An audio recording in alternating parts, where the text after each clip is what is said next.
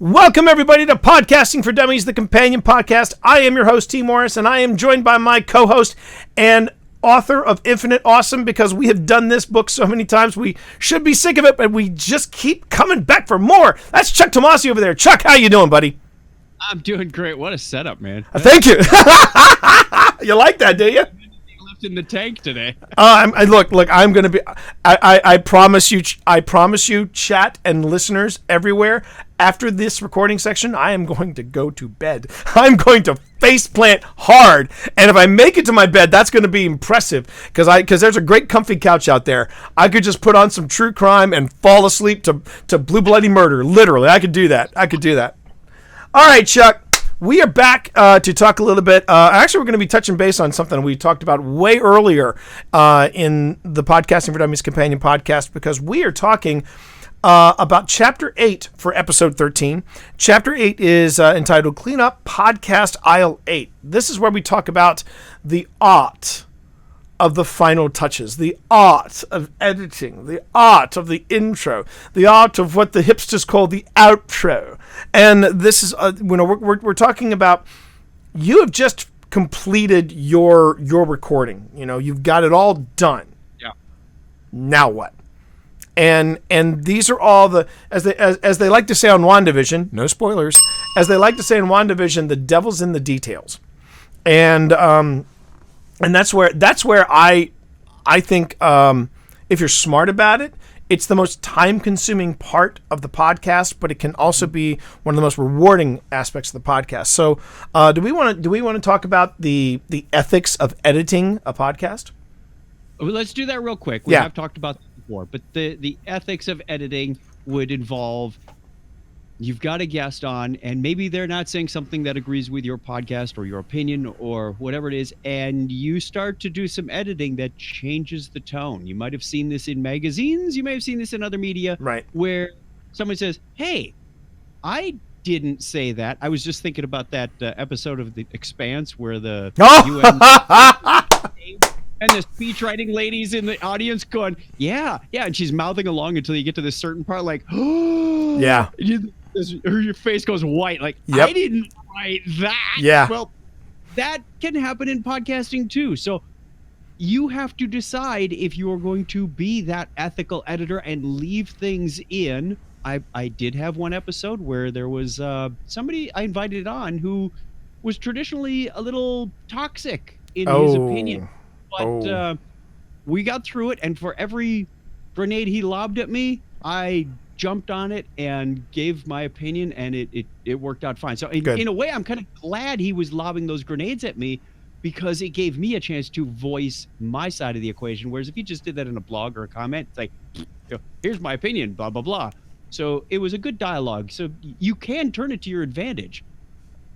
Well, and it's funny you should say that, because there's a difference. There's a big difference between editing for content and re-editing someone to say what you want them to say. So let me give you an example. Let's say Chuck and I are interviewing each other, and let's say Chuck is the toxic guest, because that's never going to happen. But let's say I ask him about the state of podcasting. Oh, sorry, spoke too soon. Anyway, so let's say I ask him about the state of podcasting, and Chuck goes on for about 5 minutes about how he feels that maybe the state of podcasting is becoming oversaturated. There are too many podcasts.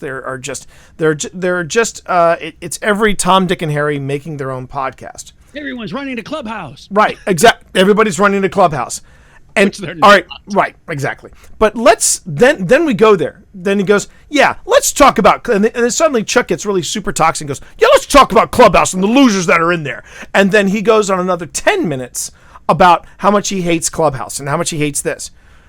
So you are faced with the ethic of, do I leave this alone, or do I find a stopping point and take that out? Or do you just not air it? Or do you just not? I've had that happen a couple times too. So here's how I approach that. I would take Chuck's answer And then the moment he says, for example, I would mark that, and I would take out the for example and everything, and the 10-minute rant about Clubhouse, and I would just chuck that. Because my original question to Chuck was, in this hypothetical situation, is what do you think is the state of podcasting? Mm-hmm. Not what were your thoughts on Clubhouse. Now, if I set up Chuck for something to say, yeah, I'd like your opinions on Clubhouse, and I don't like his answer, that's a different story altogether, and that could jeopardize the relationship between interviewer and interviewee in the future. But the other part of now, I've never had this happen as an interviewer or an interview subject, but I have. This is why every time I'm in an interview, and I want to get Chuck's spin on this. Every time I'm in an interview, I always listen to the interview, because I want to know if they have in fact altered my answer to fit whatever agenda that podcast has. That is very unethical. To take someone's answer and change it to suit your needs, that's a different subject altogether, which is what we're talking about here. It's the same subject. What am I talking about? It's unethical. It is an unethical thing to do. Have you ever been in a situation, Chuck? Not necessarily with Technorama, because Technorama does not lend itself to that sort of interview, I don't think. But for people interviewing you, whether it's about podcasting for dummies or whether it's about something else, have you ever had a situation where someone has altered the message and you're like, that's not what I said? I've not been in that situation yet. Knock wood. I did a number of interviews for the podcasting space and my workspace. Right. So it doesn't come up all that often, but as I mentioned a few shows ago, there were some opportunities. I've been on a couple of podcasts. At this point, I'm waiting for them to be edited and aired. Right. So we'll see what happens. Right. I know there's also and we talked about this from an interview perspective too. If I pick up on the fact that, hey, you know what, I wasn't cool with that answer, would you mind cutting that out? I've had some podcasters not do that, even after I've requested it on the interview, and they left it in there. And I remember asking one of the podcasters, okay, so not only did you leave that answer in there, you left in me asking you to take that out. Why did you do that? And they said, I literally got this as an answer, Chuck. I don't believe in editing. I believe in capturing the moment through podcasting. So, Chuck, your thoughts? Well, that's a great segue into when is it appropriate to edit and when is it not. There are times when you may want to have that raw capture of the moment for continuity purposes. One, if you're walking down a street and suddenly the continuity changes and all that background noise goes away. Right. What happened? It's confusing to the listener. So, that might be a rough estimate of when you may want to not do any editing, or you're capturing an event as it unfolds and as it happens. But I think a modicum of editing is always appropriate. I will go back and edit this audio before we put it on the podcast. I know a couple of weeks ago you had a sore throat and there were a few yeah. I take those out. Right. So that it was a little cleaner and easier to digest. But it wasn't major.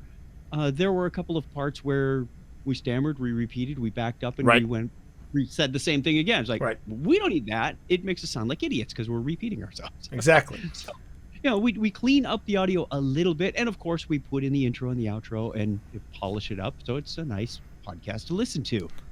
And we're going to get to intros and outros in just a second. One of the other things that I would say too is that it also depends on the project of how much editing you're going to have to do. Case in point, last week I was a pinch hit guest on Technorama. Oh no, it was 2 weeks ago. Was it 2 weeks ago, or was it last week? 2 weeks ago. Man, I'm losing track of time. So 2 weeks ago, I was a pinch hit guest on Technorama, and I had a blast. And when I listened to it, I'm like, yep. It's all very raw, very off the cuff, and that is the nature of Technorama. And there are the occasional ahs and ums, not too many, but because that's how Chuck rolls. And what I've noticed is when I do those types of shows, whether it's Technorama, The Shared Desk, Happy Hour from the Tower, those really require very little editing unless we're going off on a boring tangent, unless we're going off on a toxic tangent, or there's a technical error. Or there's a technical error, and yeah, we'll get to that one too. But but then there are other projects that really demand heavy editing. Case in point, something that I got to tell this quick story about Humble Tomasi over there. I asked Chuck to be a guest voice for one of my Podiobooks, which was an audiobook released as a podcast, and the project was called Billabub Baddings in the Case of the Singing Sword, and Chuck had never done any voice acting before. And he's like, "T, I don't know what to do. I can't do this. I don't know what to do. I don't know what to do." And I said, Give me some direction. And I said, okay, for these lines, I want you to be as nerdy as possible. He's like, okay. And I went, and for these lines, find that inner Christopher Lee. And I kid you not, chat, I got some raw audio that was, I mean, some of the best audio performances ever.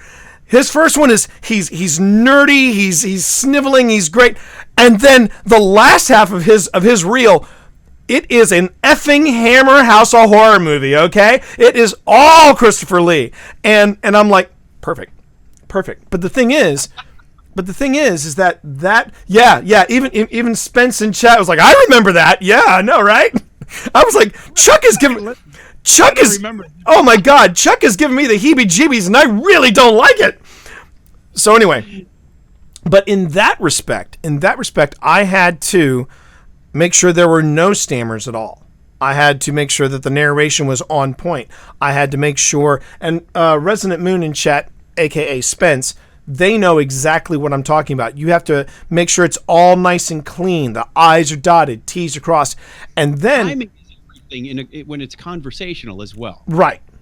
And but it gets even more complicated. The editing gets even more complicated because when I got Chuck's audio, it was just his lines. And then I had to basically take my lines, his lines, and I had to make them, I sometimes made them overlap. I sometimes had to, because in the scene, just for context, in the scene, Billy was under a hallucinogenic. And that was because it was a truth serum that Chuck's character was trying to get him to tell what he knew about the singing sword. And as you're getting into Billy's headspace, you know, his own words are sounding really weird to him, you know. So I was doing audio engineering there. All these things take time, and but the thing was, in that respect, I had to take the time because it wasn't a slice of life kind of podcast. This was a dramatic presentation, and you want to make sure that it is seamless.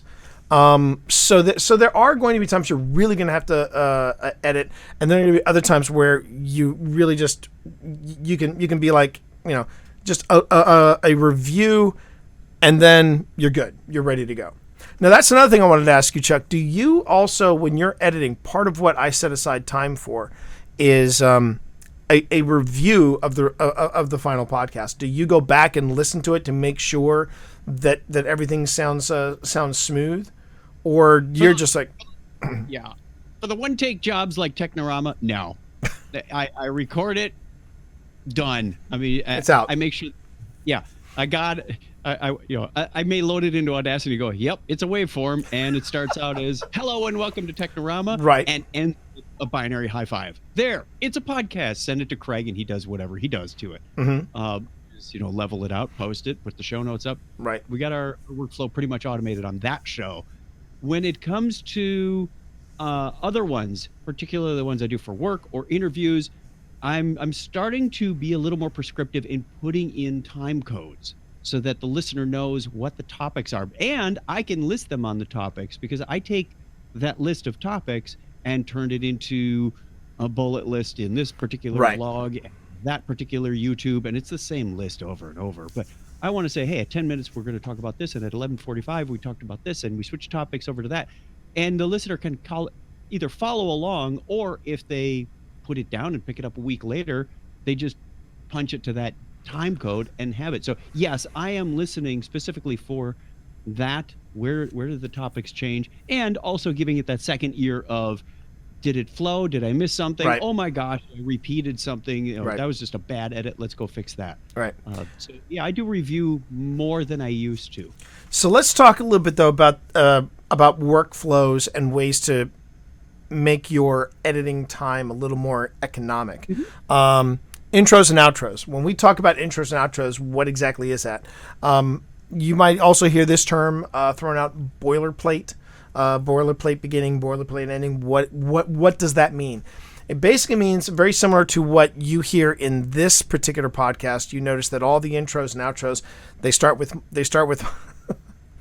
my teenage daughter at 3 asking if dad wants to podcast. Yes, that recording is that old. And what I did was that I basically took all the stuff that you would normally say at the beginning of the podcast, Podcasting for Dummies, the companion podcast with T. Morris and Chuck Tomasi, and that's it. And then there's the intro music. That's an intro.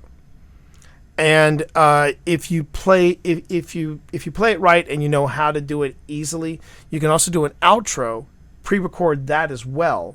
And that's where you have now we do it live. We read the Creative Commons license.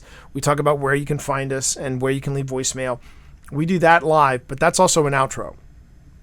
And what a boilerplate beginning and ending does is you can pre-record all that stuff at the beginning, pre-record all that stuff at the end, and then when you record a bulk show, you get your show done, all you do is slap on the intro, slap on the outro, you're done. And there are ways to automate that. I mean, there's services such as Auphonic, AUPHONIC, that you get, I think we've got like the basic rate, 10 hours a month, where they will process up to 10 hours of audio.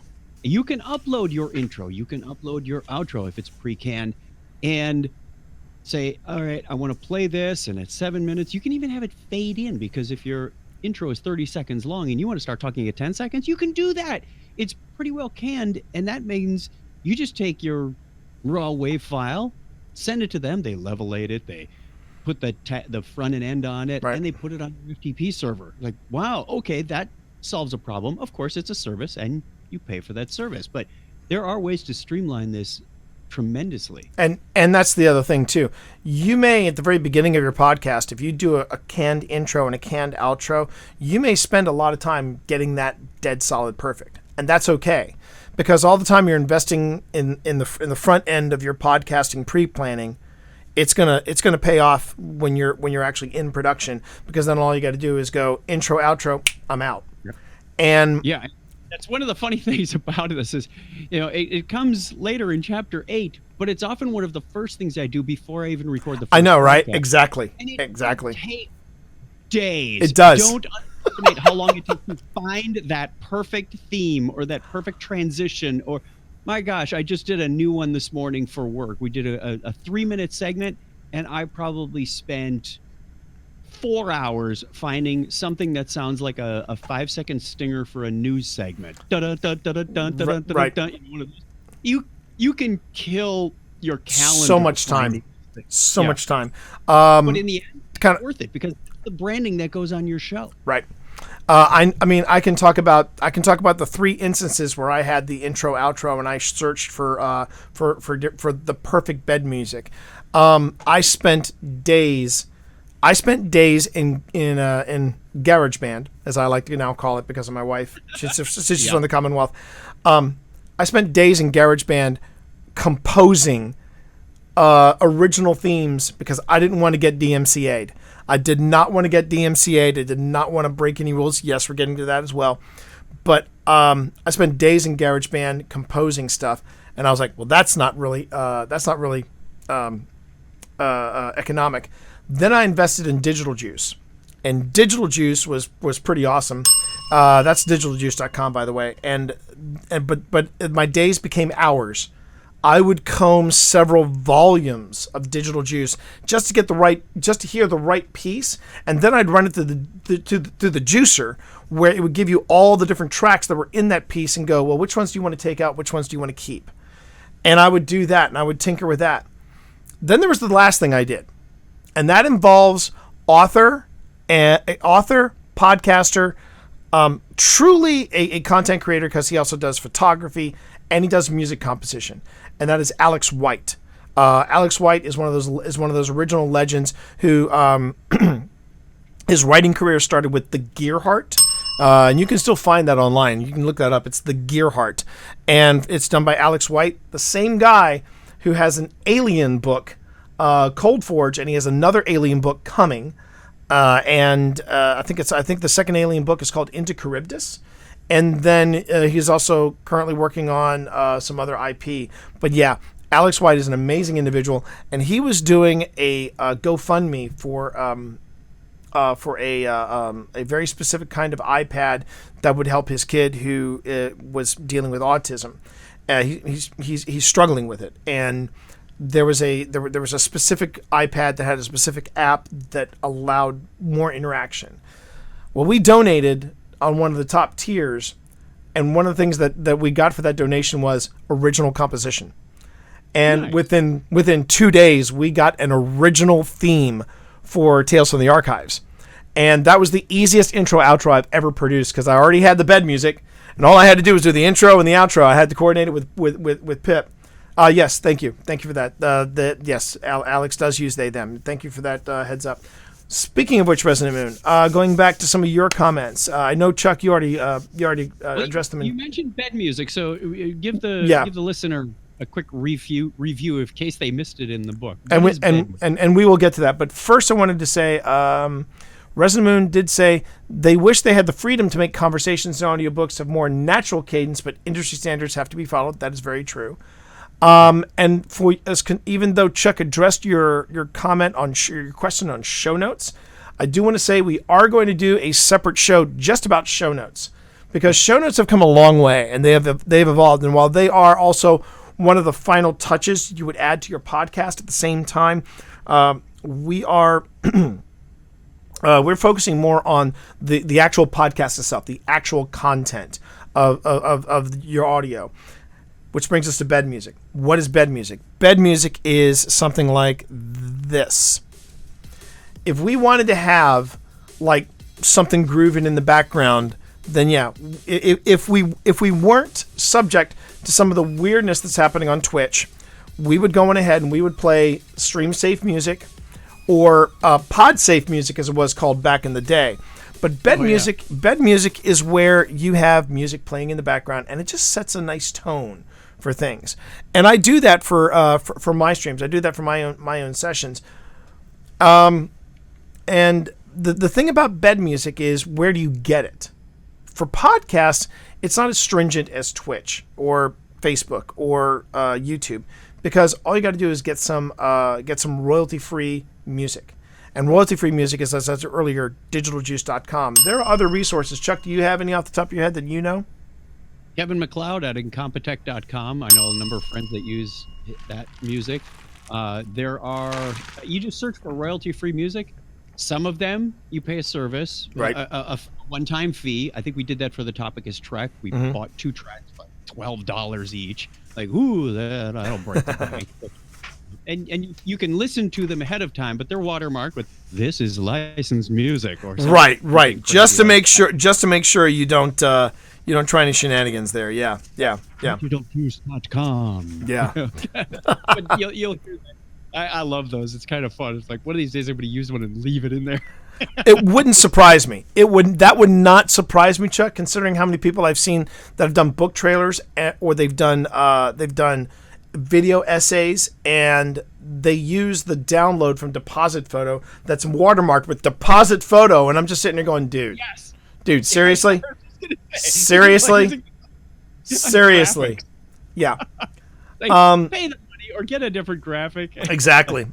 Now, unfortunately, in Podcasting for Dummies, we really can't show. In the companion podcast of Podcasting for Dummies, we really can't show you how to do, how to edit.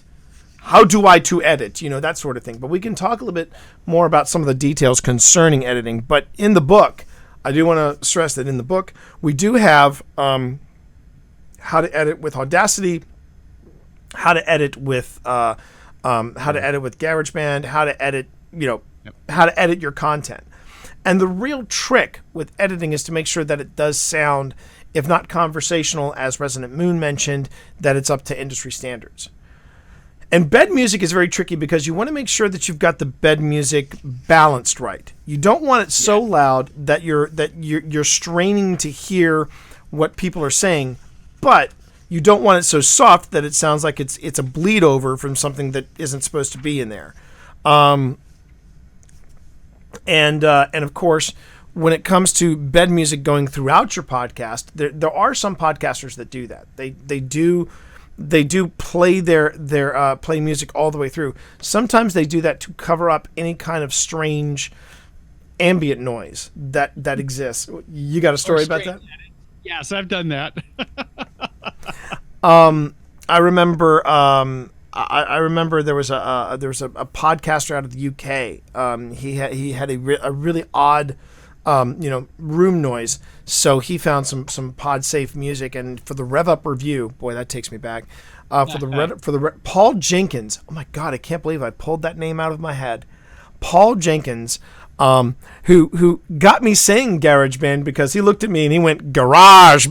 He was on a panel with me, and he went, yes. When I started editing on GarageBand, oh, I'm sorry, I'm in America, and he looked at me and just went GarageBand, and I'm just like, okay, Paul, thank you, Paul. But Paul had this really odd echo. He had this really odd echo / ambient noise that was it was like a hum. So to tone that down, he would play in the background some real chill lo-fi hip hop, and it worked. So it can, bed music can serve as a Band-Aid, if you will, over some things that you have to deal with on a constant level. But on a whole, you just want to make sure that the level that you set, and we do go into setting levels in the book. We do talk about finding that happy medium between making sure it's not too soft where it's a distraction, but where it's so loud you can't hear the content. Was there anything else you wanted to add concerning bed music? Yeah, when you're editing visually, you have to remember that the scale of loudness is logarithmic. And I always think, if I bring this down to about half, I mean, I still get fooled by this. It's way too loud. You got to bring that little waveform in Audacity down to about 10% of what the regular voice is, and it will sound just about right. Right. So somewhere in there, it's like, it's almost gone. No one's going to be able to hear this. Yeah, they'll hear it. And it also depends on the kind of music. If you're playing something with like a heavy bass, you're really going to have to take that down. But if you're playing something very melodic with a lot of flowing notes and things like that, you might have to boost it. The what is it? Funky Busy? Funky Busy that we use for this one. Yeah. And that's the other thing too about royalty music. About bed music. The same rules apply with intro and outro and bed music. It is supposed to be royalty free, and which means that it is you've paid for permission to play it. Copyright music it's still even if it's in the background, which is one of the arguments that a lot of Twitch streamers gave when they were talking about playing DMCA protected music or DMCA violating music, whatever you want to call it, RIAA protected music. I remember one of the excuses because when I first got into the Twitchosphere, to the Twitch sphere, whatever you want to the Twitch platform, I remember asking people as a podcaster, going, how are you okay with playing copyrighted music through Spotify? Yes. And one of the three arguments that I was given, we mentioned this in one of the earlier shows, one of the three arguments I was given was, in fact, it's in the background, so it's okay. That's no, that's a wrong answer. That is a wrong answer. And here's where you have to get really creative with editing. So the reason I do not play the themes at the beginning of our Happy Hour from the Tower recordings, and the reason why we don't play theme at the beginning of this one, is because twice during Happy Hour from the Tower, Twitch took out the music that is royalty free that I have paid for, and I want to use in my podcast. But apparently, when I play it as a theme, they take it out. And so what I had to do is I had to go back to 3 different shows, go to those openings, and I literally stitched together the intro and outro from 3 different shows to create an original opening for that first one. Then it happened a second time, so I had to go to 3 other shows and do that again. And the editing was so smooth, not even my co-hosts, Brandon and Nick Kelly, neither one of them noticed that they were intros from previous shows. That's where you have to sometimes get clever, because you want to have a consistency to your podcast. You want it to open the same way, you want it to close the same way. And this is why when you're it's good to understand and practice the basics of audio editing, because in cases of things going wrong, you want to try to fix that with editing. That's another thing about editing that is also very important, is that you want to make sure that the editing is going to smooth out any potential tech hiccups you may encounter. I'm pretty much at the end of my thoughts about editing and bed music and everything that we covered in Chapter 8. Chuck, was there anything you wanted to specifically discuss? We touched on intros and outros, and I'd like to just make a couple of comments about the content that goes into there. We Sure. used to have a 60-second intro, and we thought it was great. It had some spotlights. It kind of gave you the format of the show as it came in. And then later realized, that's a little too long. We were listening to some of the other podcasts, and I think somebody who went to one of the Podfest camp, Expo, whatever it was, recently said, I went to a workshop just on intros. Oh, and neat. Here's the things they said. Keep it succinct. I mean, you may fall in love with your music and go, hey, I paid for this music. I'm going to get my money's worth out of it. But it should really be, get in, you tell what the show is, what it's about. Here's your host. Don't make them wait 60 seconds just to hear your voice in there somewhere.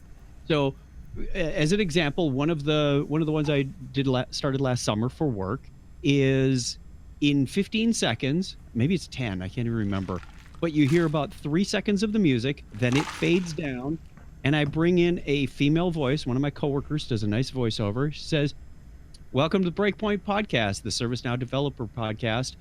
Here's your host, Chuck Tomasi. That's it. You got the title, you got who it's for, and who's going to be talking to you. And then I come in and say, welcome, developers, builders, advocates, and curious individuals. And I do my shtick.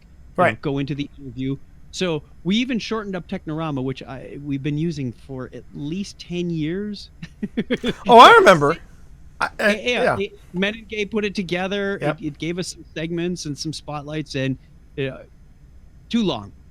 We just shortened that up. I said, you know what? I'm going to play this 10-second thing and say, the music starts, and I go, welcome to Technorama, the show that takes a lighthearted look at tech science. So keep that tight. Keep that intro tight. They're going to understand what it's about. They probably already read the description off of iTunes or Google or wherever they got it anyway. Exactly. Right? They know what they're looking for. You don't have to tell them again and again and again and again and again. On the outro, that's a different story. I like to keep that short. It's tempting to say, find us on iTunes and Stitcher and Spotify.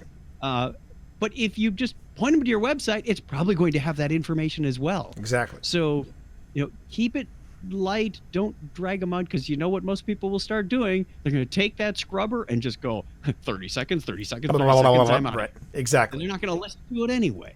So what value does it prove? So keep those things short. Not saying get rid of them entirely, but as the music goes out, you'll hear us say the usual shtick about Creative Commons and where to find us.